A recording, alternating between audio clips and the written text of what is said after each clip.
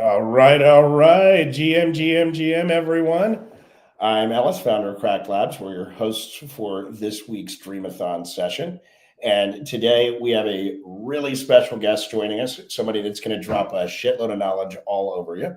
Everyone say hey to Will. Will has crazy history. So, Will, I'll let you give your own introduction and we can go from there. I appreciate that, man. Can you guys hear me all right? Yeah, you sound great. Awesome. Well, hey, what's going on, everybody? I'm Will, aka Living with Will on the timeline. I'm a marketer. I'm a community builder, and I'm a man of the of the people, and I'm a human being. Just taking it back a little bit, my career spans from policy work to entertainment to blockchain community building, kind of just all the spectrums of community growth and marketing. My former role was as the head of marketing of Movement Labs. And, I worked at places like Sony as an A&R, ICM as an agent in training. I was a district rep for a senator with a 1 million person community, working constituencies. So, just kind of a mixed bag background of community building. And, we just wanted to walk you guys through some things that I believe will help you in your community building world and life. I feel like that pretty much sums up, what I'm doing here. That's amazing. And yeah, man, we sincerely appreciate it. Again, we were just talking ahead of time. That's why I wanted to just turn this thing on. We were talking a little bit ahead of time about how community building, brand marketing, pitchcraft, some of those are like inherently just some of the hardest components of crypto, where a lot of the times you have like an S tier operator like yourself who just fucking gets it. Most teams are not that lucky to be able to find someone of like, killer quality out of the gate. So a lot of these founders are having to execute on their own, like as we'd expect, which is challenging if you're primarily, let's call it an engineer mind versus a creative or something like that. So yeah, man, we're stoked to have you here. We'll get questions as they come in through the chat. For any of you that are listening, do me a favor, drop your questions in the chat. We'll come to them at the end. We'll do a Q&A and all of that fun stuff. But I'll just hop out and bow out real quick and give you the floor.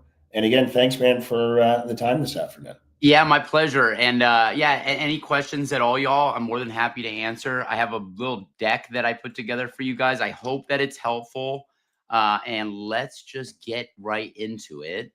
And I hope that you guys find some value here. So first of all, I think one of the main things, obviously like community building is incredibly important, but I think one of the things that is really important to do it right, and please let me know if you guys can't see my screen. I can't see myself. I'm just sharing directly so we can go through it together. But I think one of the main things is really understanding the problem that we're solving, right? This transcends every industry, whether it's, working for local representatives or whether it's building a blockchain company. Like, you need to understand what the problem is that you're solving for people, whether that's a builder community and you're solving problems for them as like a DevRel, or, whether you're trying to engage with them to bring them into your community. Understanding the problem that your community faces and what their needs and concerns are will, basically bootstrap your cold start problem of wasting time and energy and resource, right? Some of the ways that I put a lot of exercises to this as well to help you guys kind of work through some of these problems, but just kind of like writing out a one pager with your team, kind of identifying like, okay, this is the issue that we are solving for, and as clear terminology as possible. One thing that I've noticed a lot of the time is like, because we're all subject matter experts in various different fields, whether that be tech, whether that be, I use government as an example, or entertainment, is that because we have this level of expertise and experience and education, it's a little bit hard to translate because a lot of our community does not have that level of subject matter expertise. So writing it out in a one pager, this is the problem we are solving. It will help you and your marketing team, whether you're a founder or a marketer yourself, understand what it is that you're marketing. Write as many of these potential pitfalls, whether it's, the level of education isn't there, so common misconceptions can happen through lack of education. Write all of those problems down. Seek feedback. One of the ways that when I was early stage, at Movement, and we were teaching people about the Move programming language, is there was a lot of misconceptions about first of all, what Move is, right? One of the key core messages for me when I was writing about it is it solves for a lot of the, EVM susceptibility problems like reentrancy attacks. And so I had to go into what is a reentrancy attack, because most people don't even understand like the technical hurdles that Move solves for. So I had to go through all of those, right? And then while you're going through this process is identifying, what your competitors are doing, right? What have they done that's worked well? What have they done that hasn't worked at all? How can you take what they failed at and improve on it? And how can you take what they were successful at and make it even better? So, finding your problem area is probably, for me, the first most important part of like building out a community is like identifying what their problems are. Once you've identified their problems, then it comes to like, who is the core audience? Like, what is your dream community? I did some research and wanted to provide some data that backs, my thesis for this, presentation. But 3% of the market is always ready. They are ready for you, right? Like in the context of, an infra builder, they want more infra. 3% of people are 100% down to try out a new chain.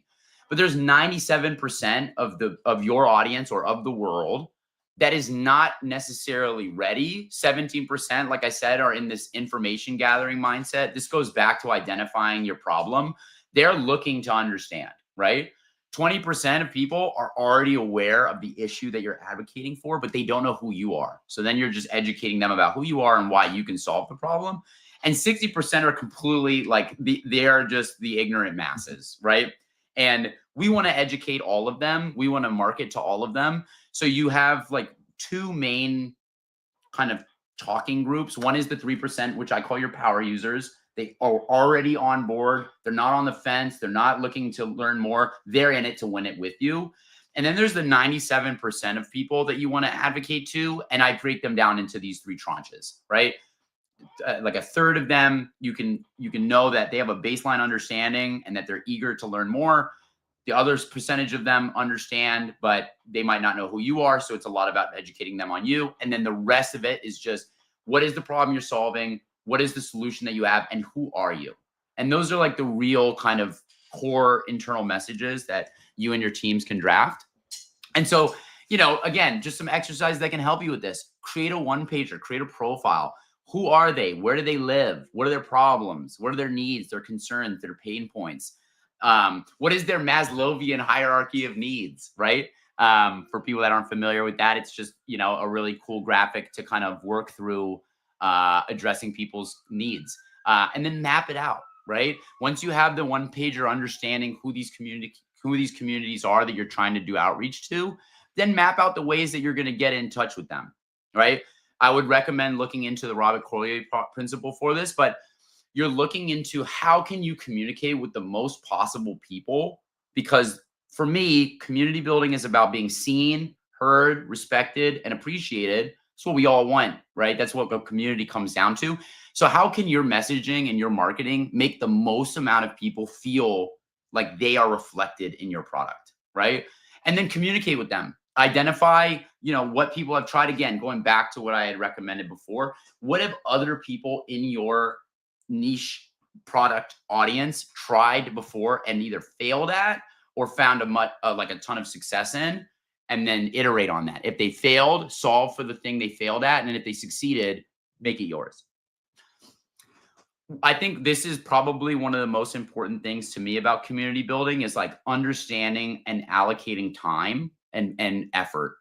Time management is insanely important. I mean, I think some of this stuff might be kind of, easily understandable at face value, but a lot of us make the common mistake of like not prioritizing our time appropriately. So kind of take a step back, prioritize what is the most impactful thing that you're doing to build the community, right?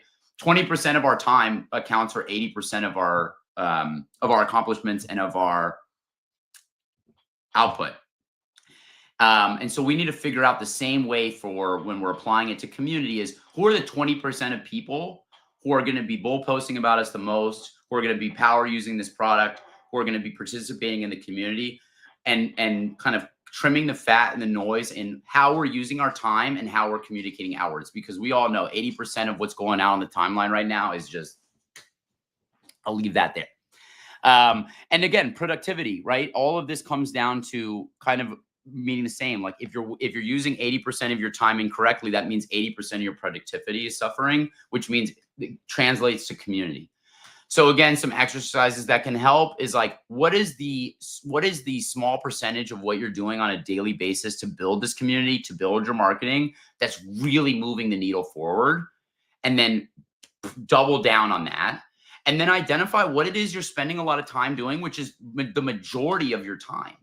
What are you doing with the majority of your time that is not moving the needle forward for your community? And roll that out, like cut the fat and double down on what's helping you. And then concentrate your efforts on what's driving the most ROI. For the sake of community building, it's obviously growing your community, acquiring users and retaining users. But I think this Pareto principle, I'm sure there are folks listening here that this will apply outside of community building as well. This is one of the main drivers for me in everything that I do, is how am I making the best use of my time? I'm a social worker. I am a civil servant at heart. And I think one of the ways that I've found a lot of success in community building is to treat it like social work. So when I'm canvassing for, a Congress campaign or a senator, we go door to door, knock on people's doors, and we ask them, what is it that you're dealing with in your neighborhood on a daily basis that is causing you pain, right? Maybe it's the pothole that's on the road. Maybe it's that there is a homeless encampment and they want these people to be housed. There's a million different reasons that people are upset and that people want to see improvement. And that goes for your community as well. So instead of like selling or shilling, because I think we all fall into this, like fall into what I call a value additive client-centered approach.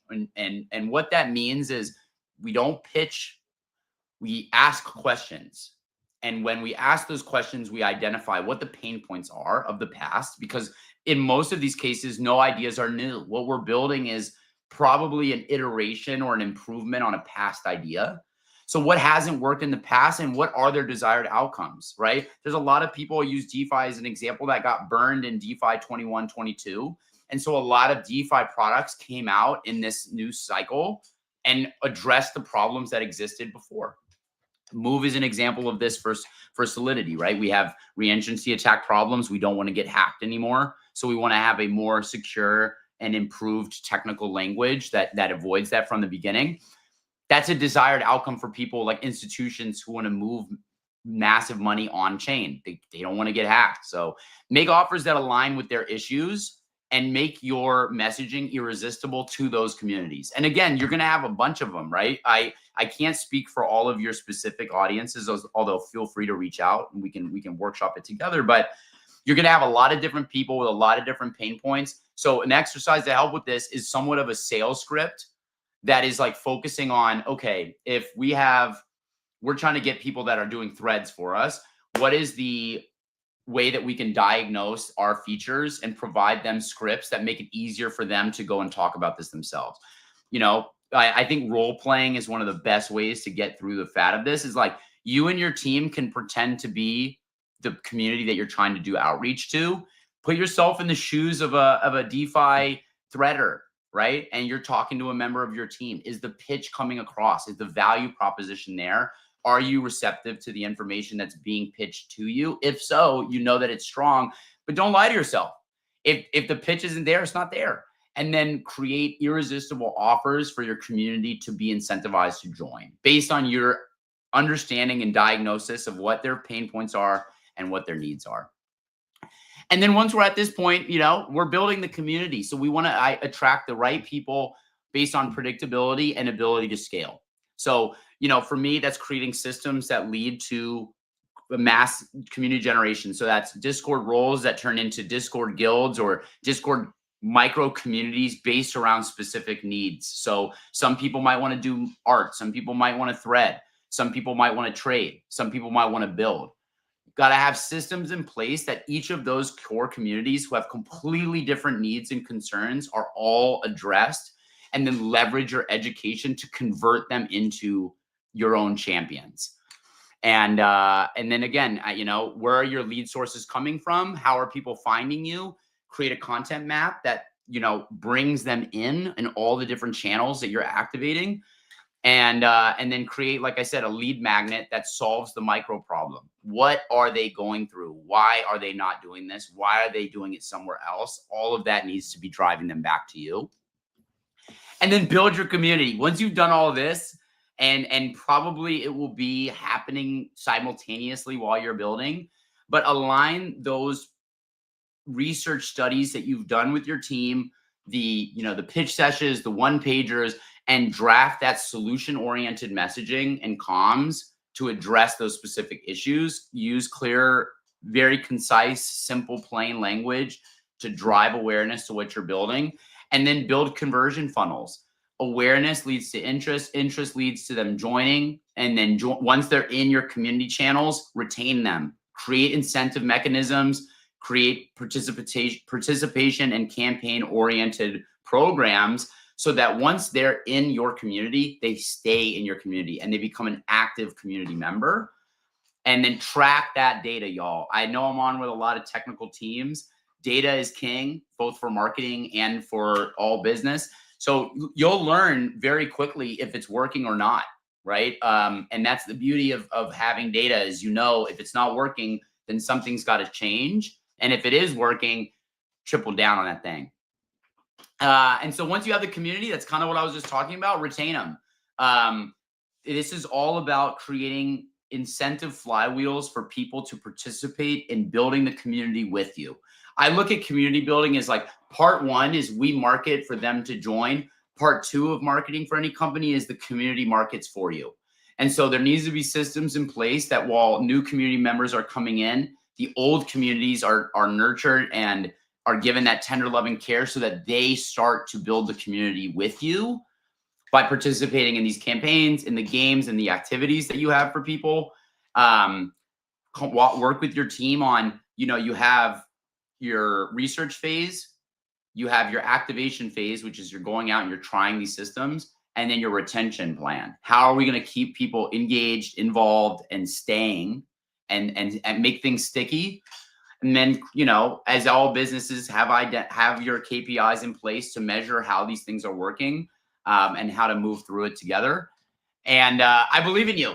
You can do this. I think one of the things that I find to be the most important is like a lot of teams want to be perfectionist about community building. Please don't make that mistake. Fail fast, fail often. It's why it's a saying as old as time. Try things. Fuck up, fall down, do it again, diagnose your issues. What is happening in the industry that allows for your product to exist? What is the pain point you solve for?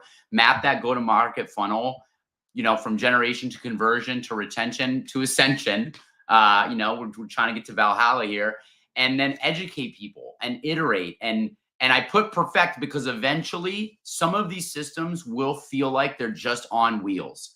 Once you get your systems in place, like we had, I think it was between March and June of last year, we had 2,000% growth in our community because we had perfected a system of community building that was it was booming at that point. And so I believe in you guys. And, I put my contact info. I'm living with Will everywhere. So feel free to reach out to me. I'm happy to help you however I can, and good luck. And you got this. And I hope this was helpful. That was rad. Was it?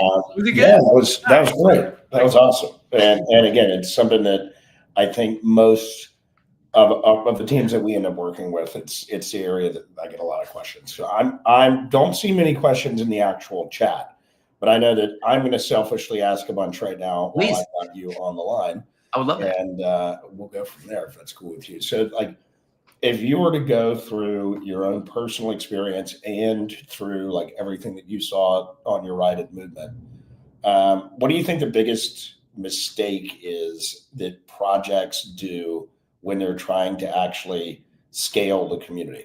I'm going to be honest. I think I touched on it a little bit. I think perfectionism is it's the doom of community building. I think a lot of teams want to get it right.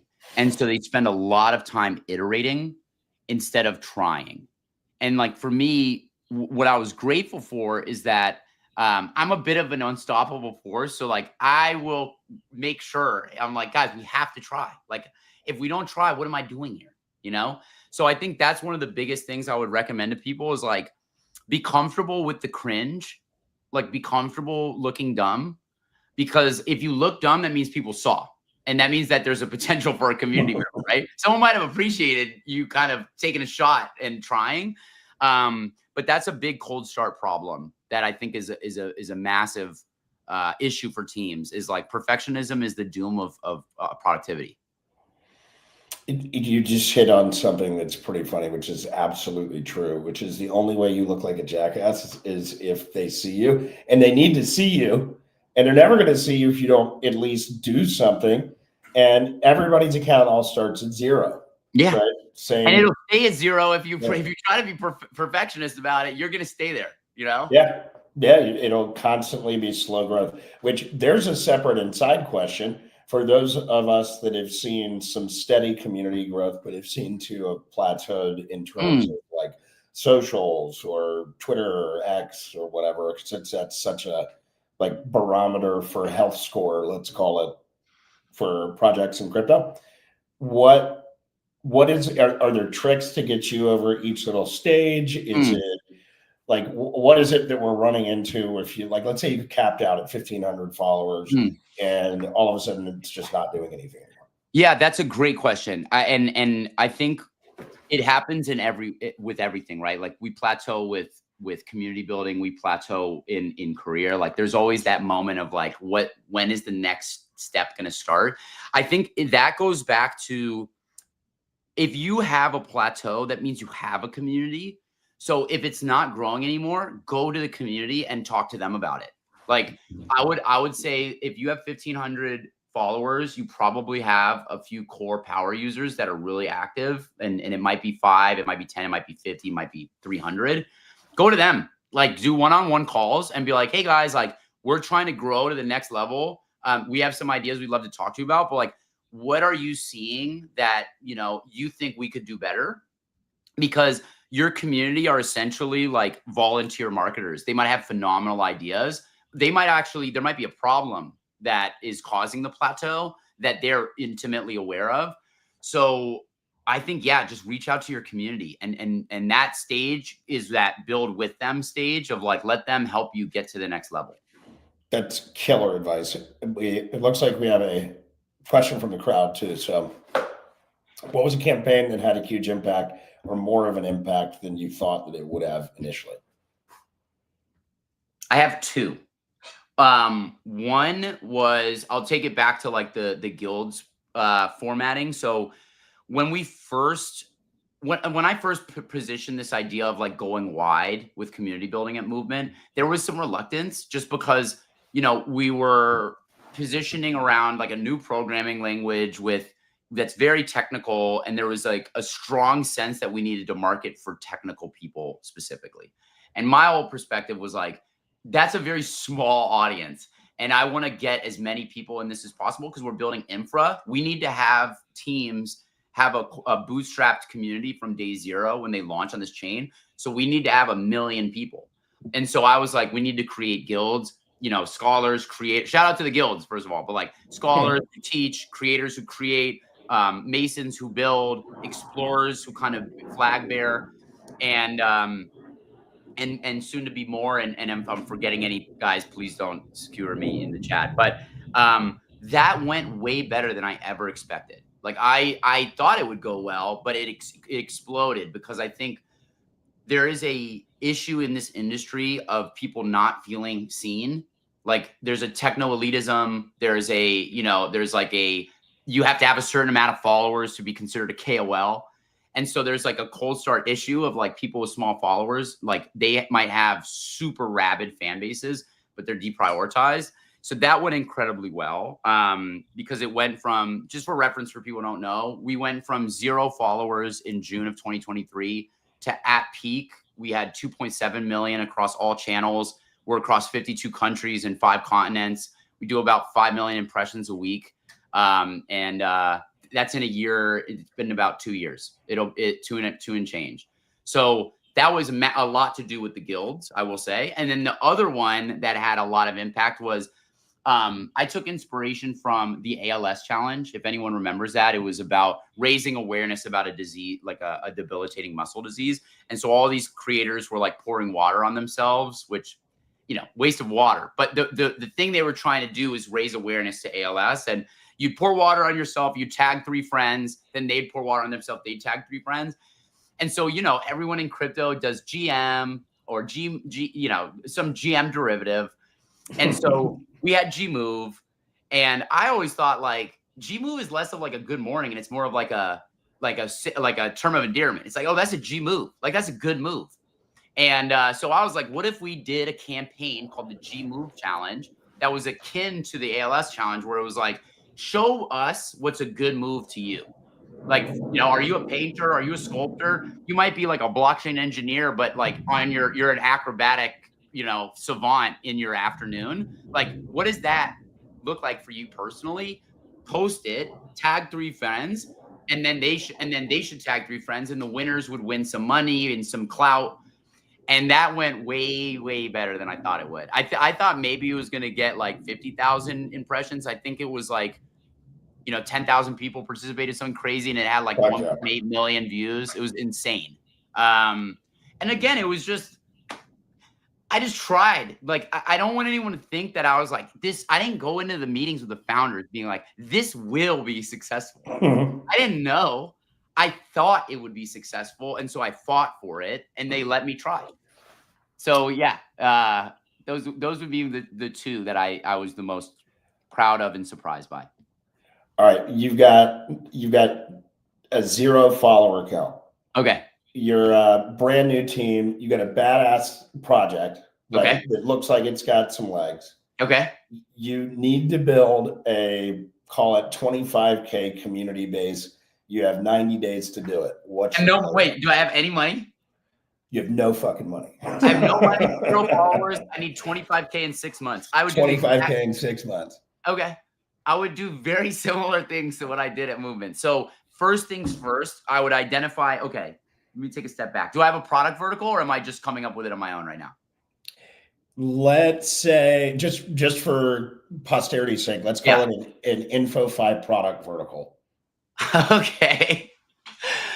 Okay. This is literally coming off the top of my head, y'all, so don't judge me for this. This is how I would do it. If I literally, this is literally how I would present it. Our product is to distribute information to people in an age where information is distributed en masse. Most of it is bullshit. It's like, clickbait. It's not truthful. It's AI slop. So, okay, I'm an InfoFi project. My job is to provide information to people. I need to make sure that they know that I'm a truth teller. I need to make sure that they know that the information I'm providing is qualitative, not quantitative. I need to know who the audiences are that I'm appealing to. So for the sake of this, I'm going to go, I want to build on the EVM. So I'm looking at Avalanche, Ethereum, Monad, Mega ETH, and all of their ecosystems. Then I'm going to go and I'm going to DM them all, because I don't know any of them. So I'm going to spend as much time as I can mass DMing. Shout out to Elon, what he did with Pump Fund. I'm DMing everybody. Let's say I DM'd 1,000 people. 10 of them came back. I got those 10 leads. Then I'm going to go pitch them with the process we just went through. I have my 1-pager. I have my product offering. I have where I'm going to go with it. And I'm going to them and I'm saying, I want to build natively with you. This is where I want this to be. I've identified that Ethereum, the Solidity language, is the language for me. You're the best team building on Solidity. Parallel processing, Monad's coming soon. Parallel processing, I need this because the amount of, the education data that I need needs to be processed fast enough, because we're going to have decentralized information contributors putting this in. While I'm reaching out to them, I'm putting out information on the timeline that says to people, hey, we're an InfoFi team. We need contributors to a decentralized journalist Substack. Join early, incentives to come, aggregated them into Discord. So I'm doing community building with that. I'm doing lead sourcing for infra builders, because I know they have community that can help me get my community numbers up. Because in the back of my head, I know I have 6 months to get to 25K and I have no money. So all I can do is just ask for favors, present my value prop to people who are mission and value aligned, and work 20 hours a day until I get that 25K. Would you, and this is my own question now. Okay. Would you, all right, so we all got to have money to live, right? Yeah. Everybody's got to kill what you eat. Yeah.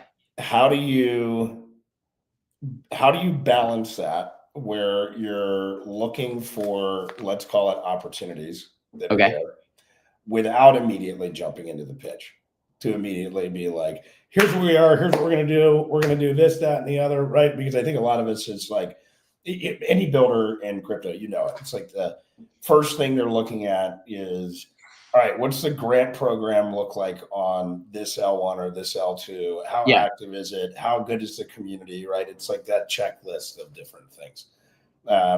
So how do you focus on community when you need revenue?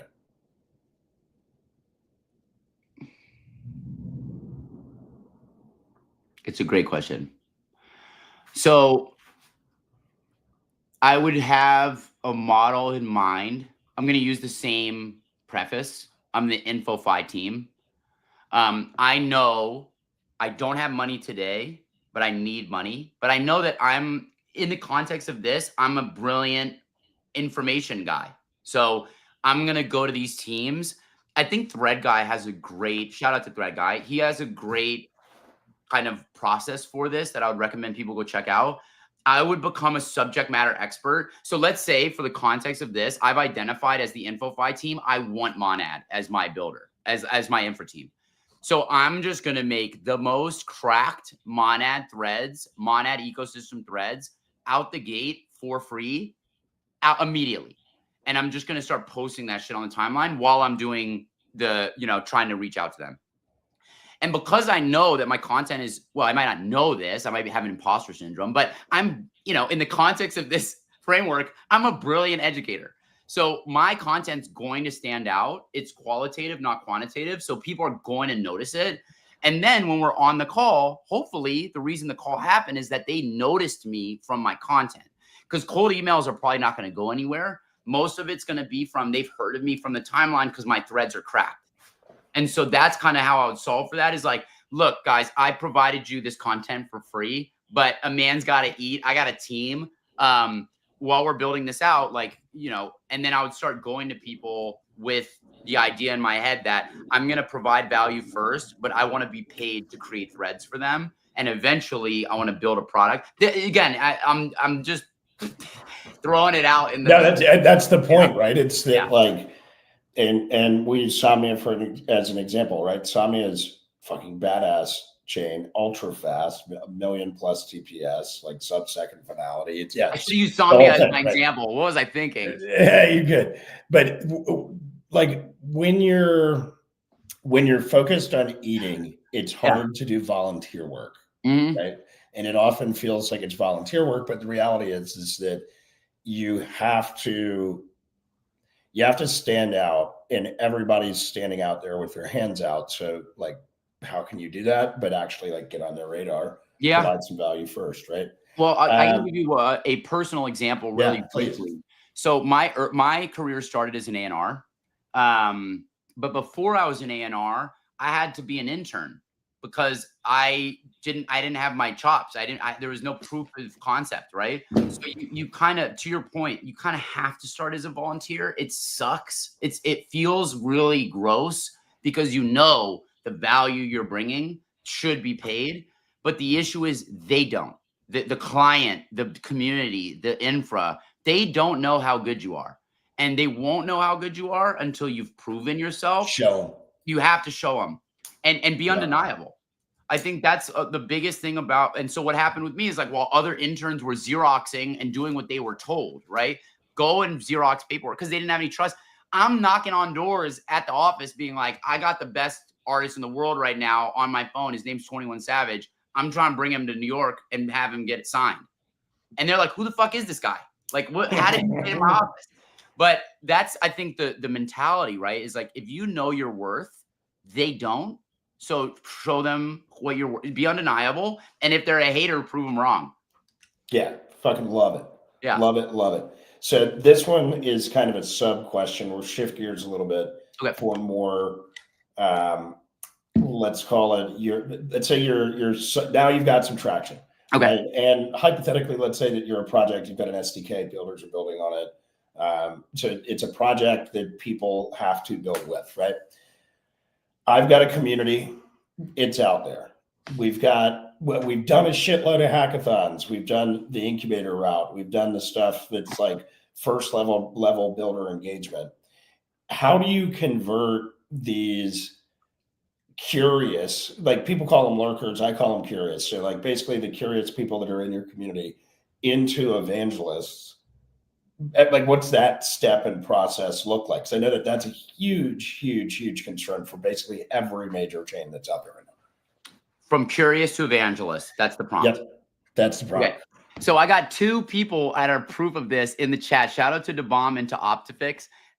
These are community members from Movement who are exact examples of this. So I think it goes back to like creating that incentive flywheel of like making people feel heard, respected, appreciated, and then incentivizing them, like show them you see their value. So like, okay, they come into your community and they're curious. They're like, oh, Somnia has the fastest TPS in the world, right? That when you said that, I'm like, oh, 1 million TPS, damn. So they're gonna come in, and then they might just be listening, they might be learning, they might be watching. But you want to have those early community members get shown a lot of love. So like when we first started, when we had the Movement curious folk coming in, I realized, okay, what's the best thing I can do? Because I had no money, I had time. So I was like, okay, I'm going to do a community building campaign, which is whoever participates in helping spread awareness about Movement and the Move programming language. We had like a community, and this is like literally like 2 years ago. I'm like, the most successful at like bull posting and sharing this information about Move programming, I'll get a one-on-one on with them. And so I had a guy named Andy Golay who was writing a ton of like Move education on like how to program in Move, right? Because early on, we were really focused on technical audiences and like introducing the idea of what if you built with Move. And this guy was just a monster. He was posting amazing content. It was really easy to understand. And I called him and he became one of our core engineers. He was amazing. He was like a fantastic community builder. And then the same thing happened with folks like DeBomb and folks like Optifix, the Gorillas, Parthenon DAO, and Move Event. These were very early community members that were like, they were curious about Movement and they came in. We gave them roles for being OGs. We told them, look, these are the different verticals. You can make threads, you can, make art, you can do all these different ways of participating, but we're watching. And if you're doing good work, we're not going to ignore you. And so really strong participatory community groups arose from that. I think in large part due to the fact that if they're curious and they're participating, to convert them, you need to be curious about participating with them, and that just goes into like having a strong community team. Like shout out to Merck. If I didn't have Merck, there'd be no Movement. We call ourselves Hydra because I was on the timeline trying to get the messaging out, and he was in the Discord making sure that people were seen, felt heard, and respected. And then we played a good, pull and push on how we interact with them. So I would say, that's the biggest thing for me is like, once they've shown curiosity, interact with them and build with them because they'll stay. Most chains don't do it, right? Most people are posting about, I'm not going to say any names here because I don't want to offend anyone, but like people will be posting all day about their favorite chain and they're ghosted, and then they end up going and posting about another chain until a chain respects them and is like, hey, I saw that and I like that. Why don't you keep doing that? Yep. I think that's a core thing or a core, let's call it driving factor for almost every single team that we have ever worked with. It's like even the fucking cracked ones are just looking to be seen and heard and supported.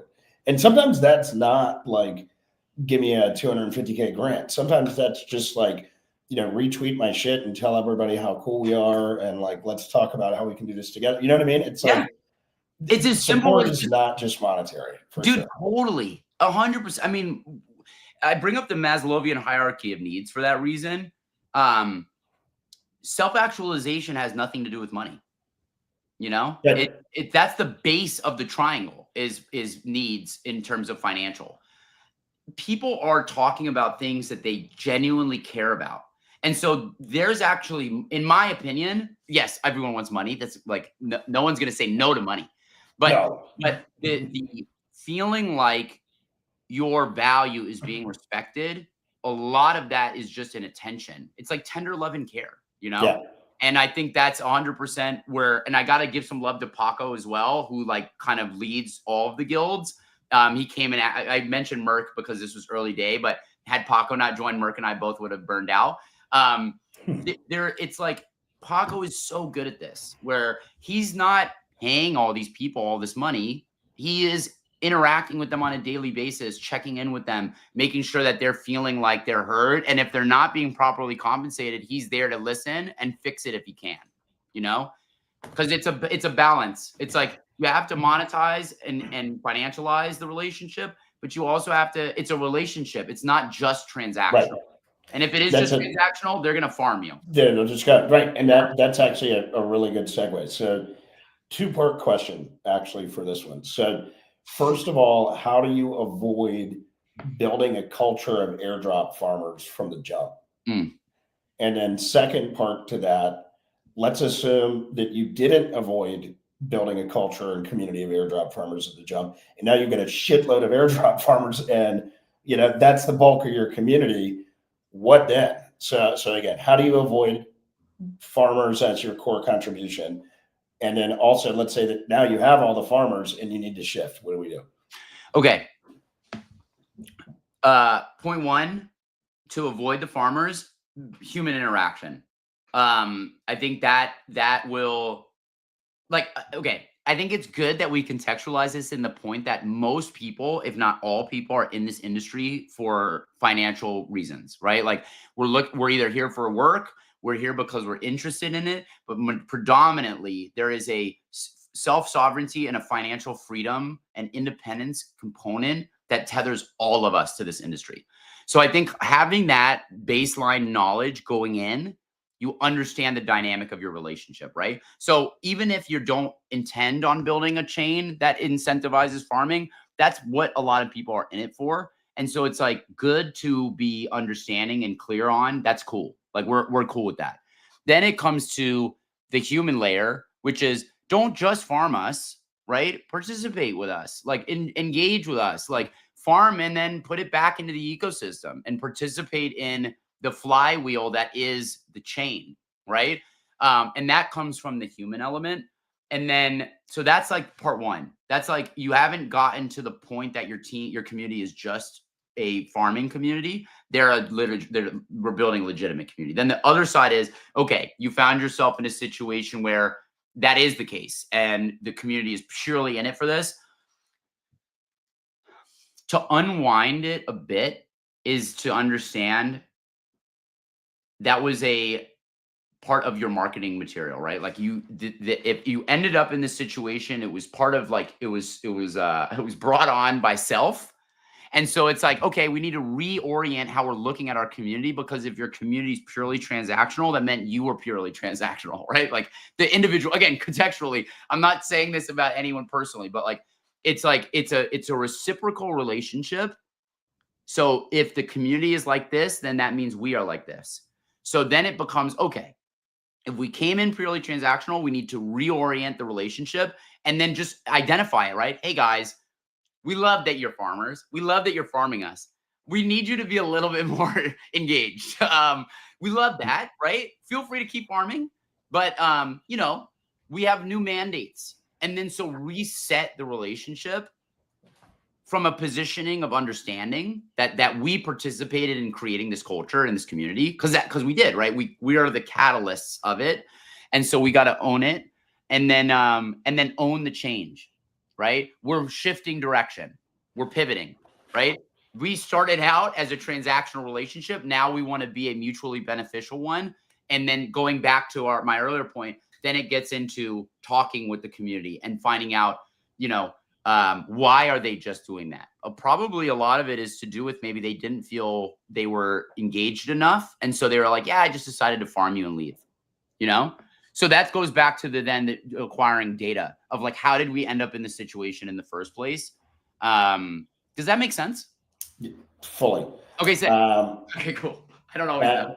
Well, it's kind of like, and this kind of applies, but it kind of doesn't. But like the universe doesn't hear the word no, right? So you might in your head think that you're not being transactional, but if your only motivation is the follower count on X, then you're fucked anyways, and it's going to reflect in the stickiness of your community. Right. If the shoe fits, Right. And you can't fake it, and it's got to be genuine.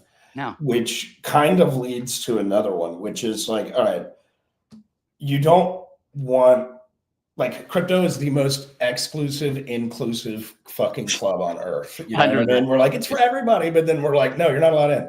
Yeah, right. It's for everybody, but it's a 10K project.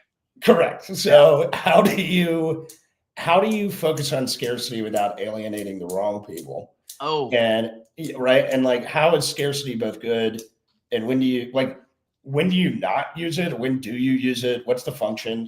Like, how cool should you pretend to be if you're early stage, I guess is the question. I love this question, dude. I had to write it down. Okay. So this is like one of my, first of all, as marketers and community builders, I feel like we're part psychologist, sociologist, part business person. Sure. So a lot of this, and I'm sure you guys can hear that, a lot of this is I'm pulling from like my understanding of people. So scarcity is important because humans like exclusivity. We inherently crave it. I don't know what it is. I think it might be a survival thing, but we love scarcity. We are like drunk on scarcity. And so that's why you see things like Supreme doing so well. That's why you see things like, these scarcity brands do so phenomenally well. 10K, like we saw this in the NFT boom with PFP projects. People doing everything for a whitelist. It's like, I need you to, I saw one project. It was like they wanted donut sacrifice content. So it was like people doing like ceremonies about sacrifice. It was hilarious. But they were doing these crazy things to get whitelists. The dare market thing where it's like the dildos on the playing field. Right? Yes. Yeah. So like the folks are willing to do a lot to say I'm in the club, right? So I disincentivize people from playing into that because there's value to it. So for me, my merch is scarce. Like I have one of our hoodies on right now. It's like, I love, Powerpuff Girls. So it's like Powerpuff Girl reference. But basically the way I use merch is that it's free. So there's no barrier to access based on resource, but it's limited. So if you want the merch, you got to come to the event, right? But the event is also free. Free food, free drinks, free activation, educational, inherently experiential event, also scarce, right? Because the event ends and then it's over. So you have scarcity in merch and scarcity in experience, but the community is inclusive to everyone. Shout out to Optics. He literally said there's room for everyone in the movement. That's why everyone feels free, engaged, and wants to move more because I said this in a chat at ETH Denver last year. I was on a panel and I said the gates of the Garden of Movement will forever be open. There should never be a gate on your community, but having gates in the community, right? So like the scholars, not everyone's a teacher, so there's a gate there. But it's like what they say, the gates of hell are locked from the inside. The only thing stopping you from being a scholar is if you teach. If you're a teacher, you're a scholar. Right? So there's no barrier of access other than your willingness to participate. So that's how I kind of do them differently. Like your ability to be part of this is never limited. But certain aspects are, but non-financial. So like I don't sell the merch. I give it out for free, but there's only so many of them. So get them while you can. And once it's gone, it's gone. I don't like to redo merch lines. Because I see people wearing, I did a Greek version of our hoodie at ETH Denver 2024. I still see people wearing those hoodies. I only did like 150 of them, I think. I think we did 300 of these. I think we try to do between 100 and 600 of each line, but they're not sold. They're just, you know, you come to the event and you get something that no one else will ever get. One offs. Yeah, no, they're sick. We were talking about actually doing some one-of-one drops for, you know, key community members and all that stuff. And the more scarce that you get, dude, you get a one-of-one. I sent the CEO of Move Industries to Rob a one-of-one varsity jacket. And yeah, it's just for him, right? And like people will see it and be like, I want one. I will never make them one. Yeah, it's right. him, you know? Yeah. So, okay. So I've got one last question, and I know we're coming up on time. And again, this has been fucking fun. We need to do it more. Yeah, let's do it. All right. So this one is for all of you in the incubator. So one of the things that is call it core side quest goal is for each of these projects to get to 1,000 users before the end of the cohort. Right now, we've got 16 days left. Pretend you have 100 followers on Twitter and you need to convert not only and zero users.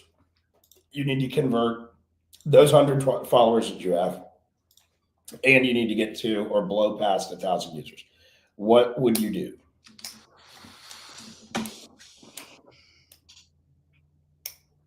You have 16 days. I have 16 days to get to 1,000 users. 16 days to get to 1,000 users. And I'm starting at zero.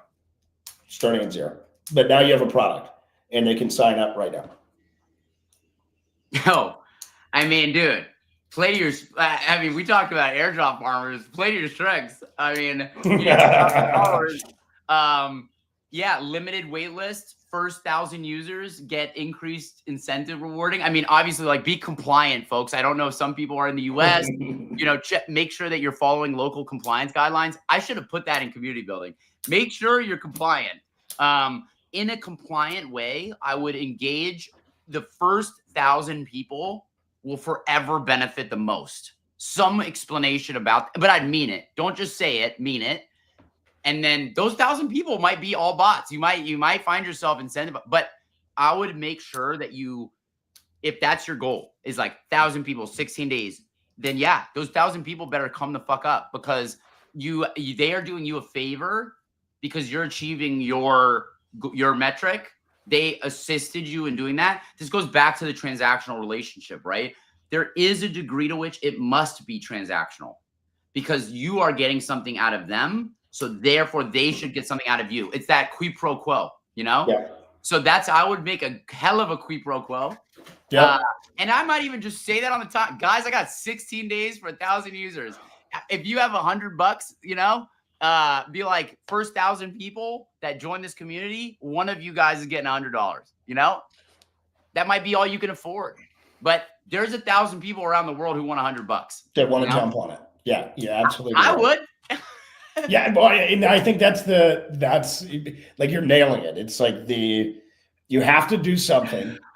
You need this. This is very much an ask from somebody who needs something to somebody who could actually save your ass. Yeah. And if you're going to ask, bring something else of value to them. Which right. if you're as early as we are, the value is exponential multiplier on your earned yield or on your airdrop allocation or right. whatever you want to call it.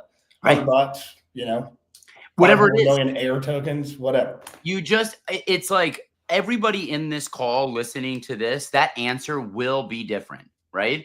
But this goes back to like the whole purpose of this conversation, right? It's like play to your strengths, get creative, and the beautiful part is you have 16 days. So if you try something today and it doesn't work, then you got 15 more days to try again.